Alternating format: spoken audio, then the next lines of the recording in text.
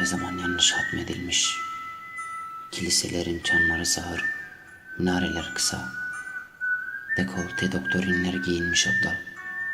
Geç kalmış, geç yağmış yağmurlarla dolmuş sarnıçlar. Yırtıcı bir neşter darbesiyle bulanmışlar.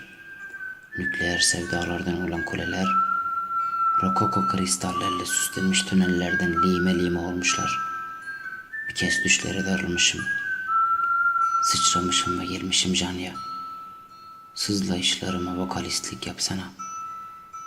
Dağ keçisi kavmine uyku haramdır. Antik, mitolojik ve çatlamış bir heykelim.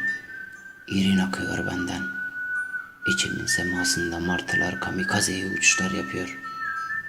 Buğdayı hasretler, acılar değirmeninde. Bir an olsun dinmiyorlar. Filizlenmiyorlar. Ufaldıkça ufalıyorlar. Alfabelerden bir harf eksiliyor öldüğüm zaman. Ah, yazık Janya. Yüreğim ağzımdan çıkacak gibi oluyor kahramdan. Kula renginde kaç akşam geçip gittiyse de hayaller gemisinde sarı saçlı bir kıvılcım inmedi. Bir deri bir kemik kalmış duygularımın kıyılarına. Kül rengi entarisinin içinde sahte bir peygamber yalandan da olsa elini uzatmadı bana. Davet etmedi beni cemaatine. Kahpe bir melek kucak açmadı. Yılanlar bile afaroz ederlerdi beni sürülerinden. Kulsuz bir tanrı kadar bir başıma kalırdım. Şeyhi ve müridi olduğum mezhepler, çarmıhlarda beni yaratırdı. Gözlerimi Veronika'nın kanlı mendiline her sürdüğümde, paslı bir hıçkırıkla kurtlar gibi oluyordum hep. Deliliğin ustası olarak kaldım. Hayret et senden bir titreyişlik ruh ister.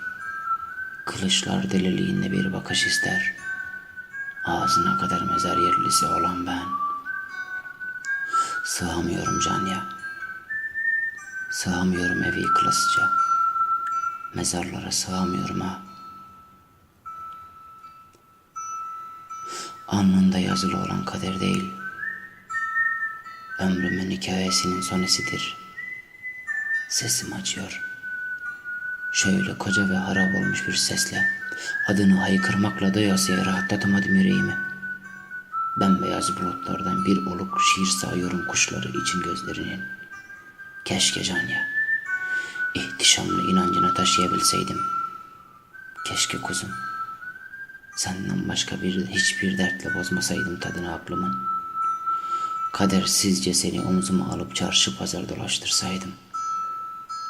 Nergiz ve nesrinlerin balkonlarında ağzını dilimin zindan edebilseydim.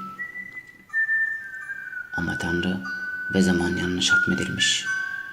Ben medet haykırışı devrinin bir işareti, savaşlarda mızrakların hedefi, başı top, gözü bilye, karnı deşik. Buyur Janya, öldürebilirsin artık kendini.